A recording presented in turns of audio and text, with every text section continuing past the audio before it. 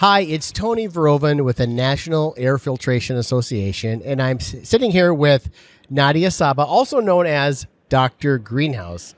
Dr. Greenhouse, or Nadia, we'll call her. Yeah, it would be kind of weird if I just called you Dr. Greenhouse the entire time. Yeah. Some people like to call me Dr. Nadia, but you can call me Nadia. Okay, very good. Yeah. Oh, yeah, make sure we have it hold it up here so we can hear you. Yep. Okay, so Nadia is actually going to be speaking at our event coming up in Phoenix, Arizona. It's the NAFA Technical Seminar in Phoenix, and the title of your talk is "Clearing the Air for Indoor Farming." Indoor plant environments. Yeah. Oh yeah. Okay. Sorry. Indoor farming, indoor plant environments, controlled environment, agriculture. It's all the same thing, just different words. Different words. Okay. Yeah. So I wanted to bring you on here. We'll share this on our podcast and on our channel here as well. But I wanted you, since you're here, we're here actually at the AHR ASHRAE show, AHR Expo in Orlando, which is why I'm a little hot. We're up a little misty here. So.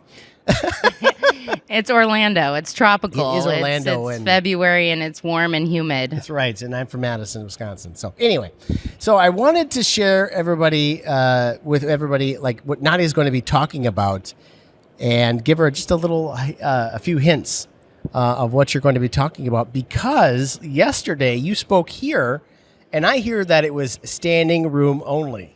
It was. There are 215 seats in the room and a 250-person capacity for the room, and they were literally turning people away at the door. That is how into this topic people are in the HVAC and mechanical engineering industry. It's a really hot topic. And, I asked people, hey, raise your hand if you've actually designed a cannabis facility or an indoor farm.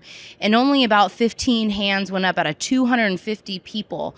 So people, even if they're not in it, are really curious about what the challenges are and about how they might be able to impact the industry and get involved and make it a viable industry. Right. So how important is air filtration in indoor farming, especially when it comes to growing operations, cannabis?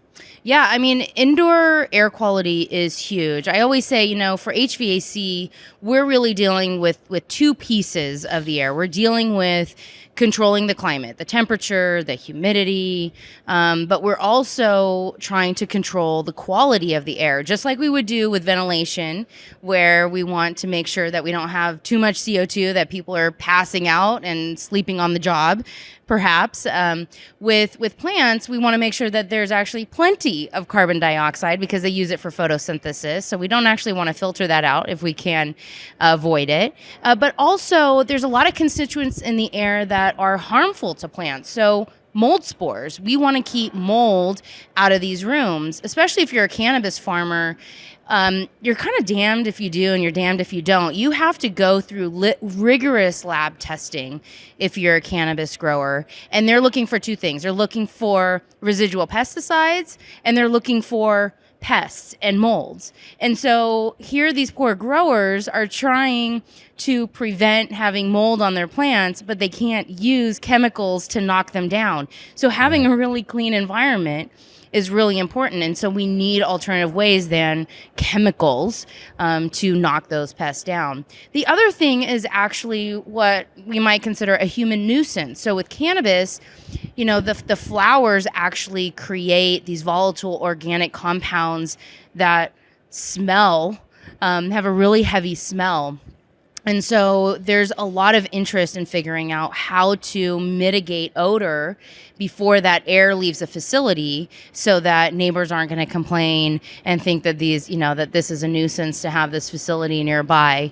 It's actually probably one of the biggest challenges that cannabis growers have, or one of the biggest hurdles to getting their projects accepted by their local jurisdictions, is how are you going to mitigate odor? And I mean, it's a tough nut to crack, really. And so I'm going to be talking a lot about that and why that's so hard in my talk in Phoenix. Great. So these are things. So if you're a business owner, if you're a distributor or manufacturer in the air filtration industry, obviously these are things that are going to be concerns of the obviously your client who's going to hire you for some of this stuff, but it's also something you just need to be aware of when you go into some certain municipalities of what are some of the issues that you're going to run into, and how can you help solve those problems, right? The NIMBY, not in my backyard, right? How can you help your clients become an accepted member and not blast that stuff out there and be a nuisance, right? Exactly. And I think that growers out there, whether they're cannabis farmers or vertical farmers growing lettuce and basil, that they want to be good members of the community. They're trying, if you're a vertical farmer, you are trying to do agriculture and farming in your local community and create jobs and improve the nutrition of the food and that you're growing, so it doesn't have to be transported 3,000 miles away from California if you live in New York. So they're trying to do good for the community. Cannabis growers, they really, a lot of them believe in the medicine of the plant and in the value and history of the plant and how, humans and this cannabis plant have evolved together, if you're sort of in that philosophy. And so they don't want to be a nuisance either. They feel like they're giving something back to their community, and they want to be a good neighbor. They just need to figure out how to be a better neighbor when odor is such a pain, I guess. What are some of the are there unique things that, indoor farming people run into with regards to filtration that, maybe like one of our members might run into in the manufacturing that they wouldn't run into in the manufacturing? You mentioned like CO2, right? So there's probably humidity and a CO2 kind of balance that needs to be in there. But what other sorts of things that people need to be aware of? So, probably three of the biggest challenges that indoor farmers have in general is humidity control. These plants generate a lot of moisture in the room. Basically, you irrigate a plant and 98% of that water gets evaporated back into the atmosphere. And so how do we actually remove that moisture? So I'm talking a lot to manufacturers and other HVAC designers, and how do we dehumidify without using an inordinate amount of energy to do it. So that's one factor. Another one is just good air mixing. So we have good temperature and humidity. We've figured out how to control the sensible and the latent loads. But now how do we create a uniform environment everywhere, especially when we have a vertical farm and we have all these plants that are stacked on top of each other, in this 30-foot room, and there's like 12 layers of plants. How do we move the air from point A to point B? And the third one is this air quality issue, is how do we filter out the bad and keep the good? And, I've talked to some filtration companies and they're like, oh, we can remove CO2. And I'm like, no, that's not what we want to do. We actually want to keep the CO2.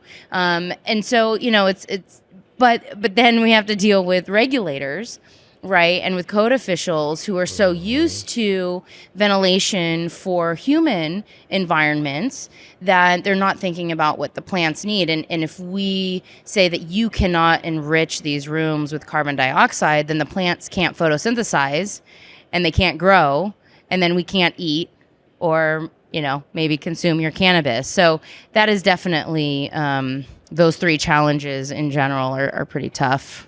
Excellent. Yeah. What are, as far as your talk is concerned, what are maybe like just a couple takeaways that people are going to come away with? Yeah. So, for my talk, I'm going to kind of distinguish between particle filtration and chemical filtration. So this idea of what do we need to filter out of the air in terms of particles, right?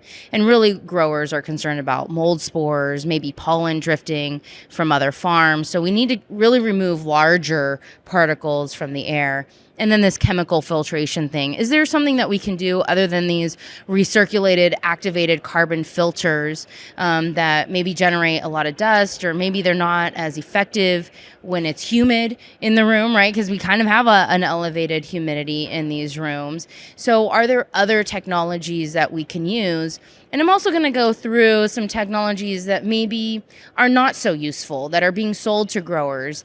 And, they may not know any better. You may not know any better. We may not know any better. And there's a lot of research that really needs to be done for this industry. It's such a nascent, young industry that we just haven't figured out what it is that we need to control in the air. Are some things good and some things bad? Can we measure some things? I mean, these odors, these volatile organic compounds are found in such small quantities that I always ask the question, how are we supposed to control something that we can't measure? So we're going to talk a lot about the research behind that. And I'm going to basically have this call to action. Hey guys, help us do some research. Help us develop the technology that we need to knock down those organic compounds. Fantastic. Yeah. So tell us a little bit about your background. How did you become Dr. Greenhouse? So I became Dr. Greenhouse. I got the nickname when I was getting my PhD at the University of Arizona. So I was studying evaporative cooling and ventilation and water use efficiency for growing tomatoes in a greenhouse, and comparing that to, say, the water use efficiency of growing tomatoes in a field. So I gave this public workshop. I really like giving workshops and teaching the community. And we had a local weather station actually come and interview us to promote the workshop. So, we introduce ourselves and the weatherman says, "Hey, Nadia, I hope you don't mind, but, around the studio, we nicknamed you Dr. Greenhouse." And we just decided this was marketing gold. So immediately I created a website and so that's where Dr. Greenhouse comes from. That was in 2007. So when I finally decided to open up my business, it was obvious it was going to be Dr. Greenhouse. Well, after I got my PhD, I decided, I want to learn about controlled environments for humans, not just for plants. I want to see if there are HVAC systems out in the commercial and residential and institutional world that one day maybe I could bring back to agriculture. So I worked as a mechanical engineer, first in Tucson and then in California for about 10 years. And then, people were just knocking on our door. People were trying to grow plants indoors. We were in California, so of course there was cannabis, but people were trying to vie for these licenses in New York and in these other states. And so they were calling us. And then I was, talking to people from my past in agriculture, and they're trying to grow lettuce and tomatoes in these warehouses and asking if we could help. And so, I did that for a couple of years at the last company and just realized, if I really want to dedicate my life to the pursuit of this industry, I have to do this on my own. And so this was the birth of Dr. Greenhouse about 3 years ago. And now we have a couple of engineers in the office. And we've designed over 70 indoor farms and greenhouses in the last 3 years all over the country, 25 different states, 3 Canadian provinces, a few other countries here and there. It's been a ride. It's been fantastic. Wild. Yeah. That's fantastic. Well, thanks so much for sitting down with me. I really appreciate you helping us understand what your talk's going to be about, a little bit about your background, a little bit more about the industry that you're in, or that we're all in, and look forward to seeing you in Phoenix, March 31st through April 2nd. I'm really excited. I'm really excited to talk to you guys about this issue. I was telling Tony, I'm just for one more second, I was telling Tony that, I always have a slide or two about air quality, but I never get to dive deep. And this is my opportunity to talk to the audience that needs to hear what's going on with air quality and air filtration. So I'm just so excited to have this captive audience. Yeah, you had mentioned when we were starting to kind of prepare to sit down here, you had mentioned something to the effect of, some of your talks that you do are, just about air handling, and just, some are deep dive into air quality, and so air filtration, and in our group is going to allow you kind of a little bit deeper dive into this group. But, in indoor farming and cannabis especially, again, there's probably lots of big bucket areas that you can kind of speak about and go deep into. So absolutely. I can talk for hours on this subject. Thank you for giving me an extra 15 minutes. Absolutely. Thanks so much. All right. It was nice to meet you. Thanks, Tony. We'll see you in a couple months. Sounds good. All right. Take care.